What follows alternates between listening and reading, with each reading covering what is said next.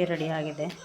ರೊಟ್ಟಿ ಜೊತೆ ಚಟ್ನಿ, ಸ್ಪೈಸಿ ಆಗಿರೋಂಥ ಚಟ್ನಿ ತುಂಬ ಚೆನ್ನಾಗಿರುತ್ತೆ, ತುಂಬ ಖಾರವಾಗಿರುತ್ತೆ.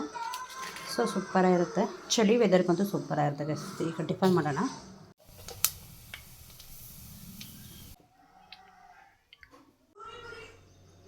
Hi friends, welcome back my YouTube channel Asha Kannadathi vlogs. ಎಲ್ಲರೂ ಹೆಂಗಿದ್ದೀರಾ? ಎಲ್ಲರೂ ಚೆನ್ನಾಗಿದ್ದೀರಾ ಅಂತ ಭಾವಿಸ್ತೀನಿ. ಗೈಸ್, ಇವತ್ತು ಸಂಡೇ, ಲೇಟಾಗಿ ಟಿಫನ್ ಮಾಡ್ತಾಯಿದ್ದೀನಿ. ಸಂಡೇ ಅಲ್ವಾ, ಸೊ ಕ್ಲಾಸಸ್ ಅವ್ರಿಗೂ ಇರಲ್ಲ, ನಮ್ಮ ಮನೆಯವರು ಎಲ್ಲೂ ಹೋಗಲ್ಲ. ಸೊ ಹಾಗಾಗಿ ಲೇಟ್ ಇವತ್ತು ಟಿಫನ್ ಬಂದು ಈರುಳ್ಳಿ ಚಟ್ನಿ ಹಾಗೆ ಅಕ್ಕಿ ರೊಟ್ಟಿ.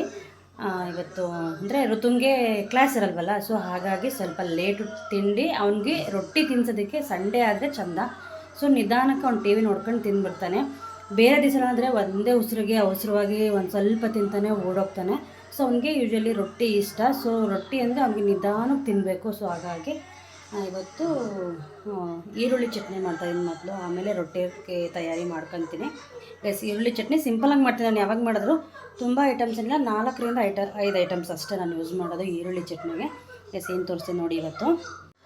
ಫ್ರೆಂಡ್ಸ್, ಈರುಳ್ಳಿ ಚಟ್ನಿ ತೊಗೊಂಡಿರೋದು ಮೊದಲು ಮೇನು ಈರುಳ್ಳಿ, ಹಾಗೆ ಬೆಳ್ಳುಳ್ಳಿ 1 ಗೆಡ್ಡೆ ತೊಗೊಂಡಿದ್ದೀನಿ, ಸಾಸಿವೆ, ಕರಿಬೇವಿನ ಸೊಪ್ಪು, ಟೊಮ್ಯಾಟೊ, ಹಾಗೆ ಇನ್ನೊಂದು ಅಚ್ಕಾರದ ಪುಡಿ, ಸಾಲ್ಟು, ಎಣ್ಣೆ, ಹಾಗೆ ಕೊತ್ತಂಬರಿ ಸೊಪ್ಪನ್ನ ಆ್ಯಡ್ ಮಾಡ್ಕೊತೀನಿ. ಸ್ವಲ್ಪ 2ರಿಂದ 3 ಚಮಚ ಎಣ್ಣೆ.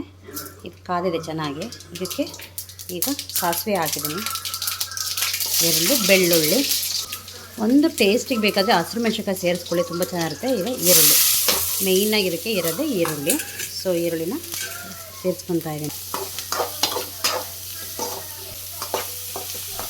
ಕರಿಬೇವಿನ ಸೊಪ್ಪು ಏನಕ್ಕಪ್ಪ ಈಗ ಹಾಕ್ಕೊಂತೀವಿ ಅಂದರೆ, ಎಣ್ಣೆಗೆ ಹಾಕಿದ್ರೆ ಪಟ ಸಿಡಿಯುತ್ತೆ ಅಂತ ಅಷ್ಟೇ. ಸೊ ಇವಾಗ ಹಾಕೊಂಡ್ರೂ ಬಾಡುತ್ತೆ, ಅದಕ್ಕೋಸ್ಕರ ಇವಾಗ ಹಾಕೋದು. ಫ್ರೆಂಡ್ಸ್, ಈಗ ಈರುಳ್ಳಿ ಬಾಡೈತೆ. ಇದಕ್ಕೆ ಈಗ ಟೊಮೆಟೊ ಸೇರಿಸ್ತೀನಿ. ಟೊಮೆಟೊ ಮತ್ತು ಕೊತ್ತಂಬರಿ ಎರಡನ್ನೂ ಕೂಡ ಸೇರಿಸ್ತೀನಿ. ಇದಕ್ಕೆ ಸ್ವಲ್ಪ ಸಾಲ್ಟ್ ಹಾಕೋಣ, ಚೆನ್ನಾಗಿ ಬಾಡುತ್ತೆ. ಇವಾಗ ಟೊಮೆಟೊ ಬಾಡಿದೆ, ಇವಾಗ ಖಾರದ ಪುಡಿ ಸೇರಿಸ್ತೀನಿ.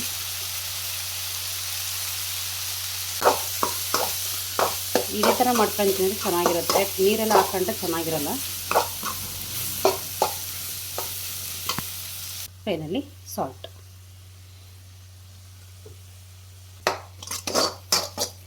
ಮತ್ತು ರೊಟ್ಟಿಗೆ, ಚಪಾತಿಗೆ, ರೈಸಿಗೆ ಎಲ್ಲ ತುಂಬ ಚೆನ್ನಾಗಿರುತ್ತೆ ಇದು.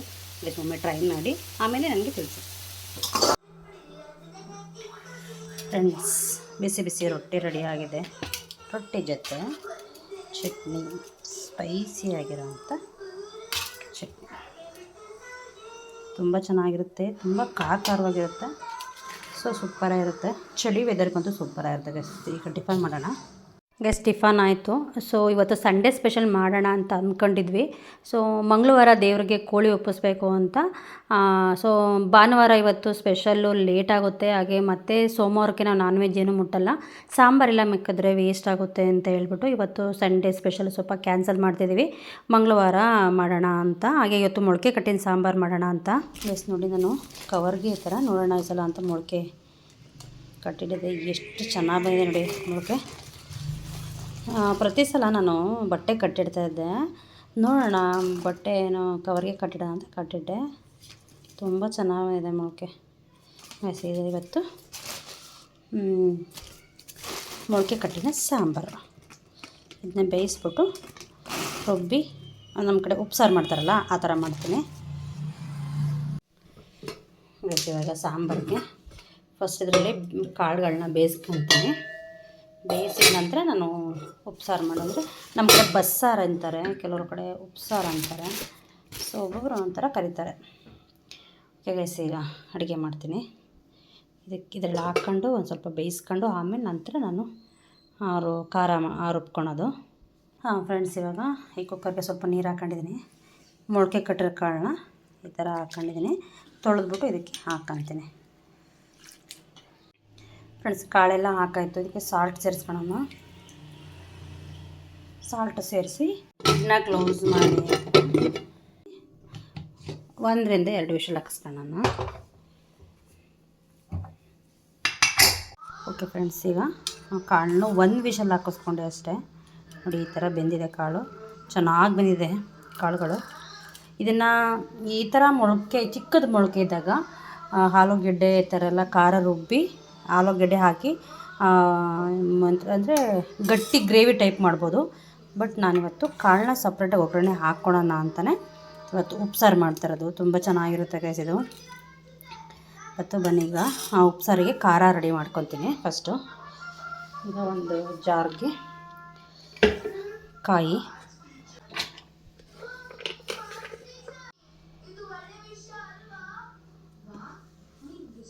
ಇವಾಗ ಕೊತ್ತಂಬರಿ ಮತ್ತು ಜೀರಿಗೆ ಹಾಕ್ಕೊಂಡಿದ್ದೀನಿ. ಇವಾಗ ಬಾಡಿಸಿ ಇಟ್ಕೊಂಡಿದ್ದೆ ನಾನು ಬೆಳ್ಳುಳ್ಳಿ ಮತ್ತು ಈರುಳ್ಳಿ ಟೊಮೆಟೊ ಮೂರನ್ನೂ ಕೂಡ ಎಣ್ಣೆಯಲ್ಲಿ ಬಾಡಿಸ್ತೀನಿ. ಸ್ವಲ್ಪ ಹಸಿ ಸ್ಮೆಲ್ ಹೋಗುತ್ತೆ ಅಂತ ಅಷ್ಟೇ. ಇಷ್ಟನ್ನು ಕೂಡ ಹಾಕ್ಕೊತೀನಿ. ಓಕೆ ಗೈಸ್, ಇವಾಗ ಇಷ್ಟು ಹಾಕ್ಕೊಂಡಾಯ್ತಲ್ಲ. ಈಗ ಖಾರದ ಪುಡಿ, ಒಂದು ಚಮಚ ಅಚ್ಚ ಖಾರದ ಪುಡಿ. ಇದು ಸ್ವಲ್ಪ ಸ್ಟ್ರಾಂಗ್ ಇದೆ, ಸೊ ಅದಕ್ಕೋಸ್ಕರ ನಾನು ಒಂದು ಚಮಚ ಹಾಕ್ಕೊಂಡಿದ್ದೀನಿ.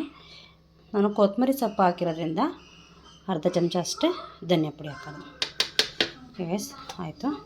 ಇವಾಗ ಒಂದು ಪಿತ್ತ ಹುಣಸೆ ಹಣ್ಣು ನಾನು ಖಾರ ರುಬ್ಬೋದಕ್ಕೆ ಹಾಕ್ಕೊತೀನಿ. ಇದನ್ನು ಕೂಡ ಇವಾಗ ರುಬ್ಬೋದಕ್ಕೆಲ್ಲ ಹಾಕ್ಕೊಂಡಿದ್ದಾಯಿತು. ಈಗ ಬೇಳೆ ನಾವು ಬೇಯಿಸಿಟ್ಕೊಂಡಿದ್ದೀವಲ್ಲ, ಸೊ ಇದನ್ನು ಒಂದು ಪ್ಲೇಟಿಗೆ ತೆಗೆದು ಆರಿಸಿಟ್ಕೊತೀನಿ. ಆರಿಸಿಟ್ಕೊಂಡ ನಂತರ ನಾನು ಅದಕ್ಕೆ ಹಾಕ್ಕೊತೀನಿ. ಆರಿಸಿ ನಂತರ ನಾನು ಇದಕ್ಕೆ ಖಾರ ರುಬ್ಬೋದಕ್ಕೆ ಹಾಕ್ಕೊಂಡು ರುಬ್ಬಕ್ಕೆ. ಫ್ರೆಂಡ್ಸ್ ಇವಾಗ ನೋಡಿ ರಸನ ಸಪ್ರೇಟ್ ಮಾಡ್ಕೊಂಡಿದ್ದೀನಿ, ಈ ಕಾಳನ್ನ ಸಪ್ರೇಟ್ ಮಾಡ್ಕೊಂಡಿದ್ದೀನಿ. ಈ ಕಾಳನ್ನ ಒಗ್ಗರಣೆ ಮಾಡ್ಕೊತೀವಿ. ಈಗ ನಾನೇನು ಎತ್ತಿಟ್ಕೊಂಡಿದ್ದೆ ಇದನ್ನು ಪೂರ್ತಿ ರುಬ್ಬೋದಕ್ಕೆ ಹಾಕ್ಕೊತೀನಿ ಸಾಂಬಾರೊಳಗಡೆ. ನೋಡಿ ಇದಕ್ಕೆ ಈ ರಸನೂ ಸೇರಿಸ್ಕೊಂಡು ಸ್ವಲ್ಪ ಹಾಕ್ಕೊಂಡು ಇನ್ನೊಂದು ಸ್ವಲ್ಪ ನೀರು ಹಾಕ್ಕೊಂಡು ಚೆನ್ನಾಗಿ ನುಣ್ಣಗೆ ರುಬ್ಕೊತೀನಿ. ಓಕೆ, ಸಾಂಬಾರಿಗೆ ಖಾರ ರೆಡಿ ಆಯಿತು. ಈಗ ಸಾಂಬಾರಿಗೆ ಒಗ್ಗರಣೆ ಹಾಕ್ಕೊಳ್ಳೋಣ.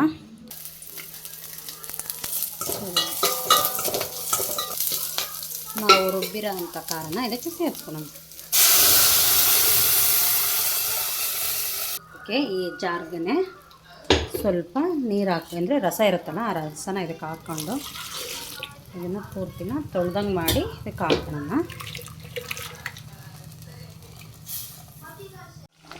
ಖಾರ ಚೆನ್ನಾಗಿ ಕುದೀತಾ ಇದೆ. ಈ ಕುದ್ದಿರೋ ಖಾರಕ್ಕೆ ನಾವೇನು ರಸ ಇಟ್ಕೊಂಡಿದ್ವಿ, ಬೇಳೆನ ಕಾಳನ್ನ ಬೇಯಿಸ್ಕೊಂಡು, ಸೊ ಆ ರಸನ ಸೇರಿಸ್ಕೊತಾ ಇದ್ದೀನಿ ಗೈಸ್. ಈಗ ನೀವು ಅಂದಾಜು ನೋಡಿ ಸೇರಿಸ್ಕೊಂಡು, ನಿಮಗೆ ಸಾಂಬಾರು ಎಷ್ಟು ಬೇಕೋ, ರಸ ಇದೆ ಅಂತ ಎಲ್ಲ ಸೇರಿಸ್ಕೊಳಕ್ಕೆ ಹೋಗ್ಬೇಡಿ. ನಿಮಗೆ ಸಾಂಬಾರು ಅವಶ್ಯಕತೆ ಎಷ್ಟಿದೆ ಅಷ್ಟು ಮಾತ್ರ ಸೇರಿಸ್ಕೊಳ್ಳಿ. ನನಗೆ ಸಾಂಬಾರು ಕರೆಕ್ಟಾಗಿ ಆಗುತ್ತೆ ರಸಕ್ಕೆ, ಸೊ ಹಾಗಾಗಿ ಅಷ್ಟು ಸೇರಿಸ್ಕೊತಾ ಇದ್ದೀನಿ. ಸಾಂಬಾರು ಕುದೀತಾ ಇದೆ, ಇವಾಗ ಸಾರು ಸೇರ್ಸೋಣ.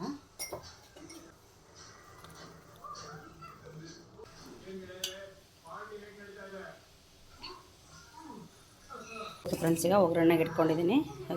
ಒಗ್ಗರಣೆ ಕಾದಿದೆ ಇಷ್ಟು.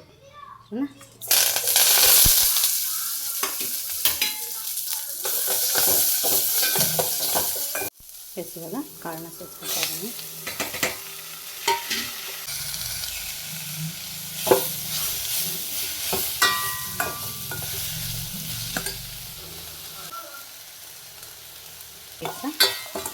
ಮಿಕ್ಸ್ ಮಾಡ್ಕೊಳ್ಳಿ. ಸೇರಿಸ್ಕೊಬೇಕು. ಕಾಯಿ ಸೇರಿಸ್ಕೊತಾ ಇದ್ದೀನಿ. ಕಾಯಿ ಸೇರಿಸ್ಕೊಂಡು ಚೆನ್ನಾಗಿ ಸೂಪರಾಗಿರುತ್ತೆ. ಮುದ್ದೆ ಜೊತೆ ಉಪ್ಸಾರು ಬೆಸ್ಟ್ ಕಾಂಬಿನೇಷನ್ನು ಮಾಡ್ತೀನಿ. ಫ್ರೆಂಡ್ಸ್ ಹಾಗೆ ಊಟ ಎಲ್ಲ ಆಯಿತು. ಸೊ ಸಂಜೆ 4:30 ಆಗಿತ್ತು. ಆವಾಗ ತೋಟಕ್ಕೆ ಬಂದ್ವಿ. ನಮ್ಮ ಜೊತೆ ಋತುನು ಕೂಡ ಬಂದ. ಸಂಡೇ ಅಲ್ವಾ, ಸೊ ಹಾಗಾಗಿ ಮನೆ ಹತ್ರ ಬಿಡೋದು ಬೇಡ ಅಂತ ಅವನು ಕೂಡ ಕರ್ಕೊಂಡು ಹೋಗಿದ್ವಿ. ನಾವು ಕೆಲಸ ಮಾಡ್ತಿದ್ವಿ ಆವಾಗ ನೋಡಿ ಅವನು ಕೂಡ ಕೆಲಸ ಮಾಡ್ತಾಯಿದ್ದ. ನಾವು ಅಡಿಕೆ ಗಿಡದಲ್ಲಿ ಬುಡದಲ್ಲಿರೋ ಅಂಥ ಗರಿಕೆನ ತೆಗಿತಾಯಿದ್ದು. ಸೊ ಈಗ ತೋಟಕ್ಕೆ ಉಳ್ಳಿ ಮತ್ತು ತಣ್ಣಿ ಚೆಲ್ಲಿದ್ದೀವಿ. ಆದರೂ ಬುಡದಲ್ಲಿ ಕೆಲವೊಂದು ಗರಿಕೆ ಇದ್ದರೆ ಇದು ಬಳ್ಳಿ ತುಂಬ ಜಾಸ್ತಿ ಆಗುತ್ತೆ, ಬಳ್ಳಿ ಹಬ್ಬಕ್ಕೆ ಬಿಡಲ್ಲ ಅಂತ ಗರಿಕೆ ಮಾತ್ರ ತೆಗಿತಿದ್ದು. ಬುಡ ಅಷ್ಟೇ ತೆಗಿತಿರೋದು, ಬುಡದಲ್ಲಿ ಇರೋ ಗರಿಕೆ ಮಾತ್ರ. ಸೊ ನಾನು ಕೆಲಸ ಮಾಡ್ತೀನಿ ಅಂತ ಅವನು ಕೂಡ ಕೆಲಸ ಮಾಡ್ತಾ ಇದ್ದ. ನೋಡಿ ಅವನಿಗಿಷ್ಟ, ಬಟ್ ಅವನಿಗೆ ಅಷ್ಟೊಂದು ಬರಲ್ಲ. ಹಾಗಾಗಿ ಚಿಕ್ಕವನಲ್ವ, ಹಾಗಾಗಿ ಏನೋ ಗೊತ್ತಾಗಲ್ಲ. ಅವನು ಏನಾದರೂ ಇದು ಮಾಡ್ತಾ ಇದ್ದೀವಿ. ಅಂದರೆ ಕಳೆ ಬುಡದಲ್ಲಿ ಕಳೆ ಇರುತ್ತಲ್ಲ, ಸೊ ಅದನ್ನು ಕೀಳ್ತಾರೆ. ಗುಣಿನ ಬಿಡಿಸ್ತಾ ಇದೆ ಈ ಥರ. ಹಾಂ,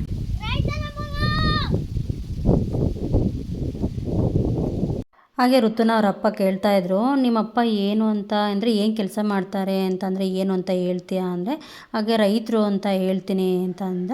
ನೀನು ಯಾರ ಮಗ ಅಂತ ಕೇಳಿದ್ರೆ ಏನಂತ ಹೇಳ್ತೀಯಾ ಅಂತ ಕೇಳ್ತಾಯಿದ್ರು. ನಾನು ರೈತರ ಮಗ ಅಂತ ಹೇಳ್ತೀನಿ ಅಂತ ಹೇಳ್ತಾ ಇದ್ದ. ನಂಗೆ ತುಂಬ ಖುಷಿ ಆಯಿತು, ಯಾಕಂದರೆ ಇವತ್ತಿನ ಜನ್ರೇಷನಲ್ಲೂ ಮಕ್ಳುಗಳು ರೈತರು ಅಂತ ಹೇಳೋದಕ್ಕೆ ತುಂಬ ಇಷ್ಟಪಡ್ತಾವಲ್ಲ. ಸೊ ಅವನು ತಿಳಿದೇ ಇರೋ ವಯಸ್ಸು ಆದರೂ ಕೂಡ ಅವನು ಇಷ್ಟಪಡ್ತಾನಲ್ಲ ಅನ್ನೋದು ನಮಗೆ ಖುಷಿ ವಿಚಾರ. ಹಾಗೆ ಎಲ್ಲ ಕೆಲಸ ಮುಗಿಸಿ ಮನೆಗೆ ಬಂದ್ವಿ. ಸಖತ್ತು ಚಳಿ ಬೇರೆ ಇತ್ತು, ಗಾಳಿ ತುಂಬ ಬೀಸ್ತಿತ್ತು. ಸೊ ಹಾಗಾಗಿ ಸ್ವಲ್ಪ ಚರ್ಮುರಿ ಮಾಡೋಣ ಅಂತ, ಖಾರವಾಗಿರುತ್ತೆ ಅಂತ ಅಷ್ಟೇ.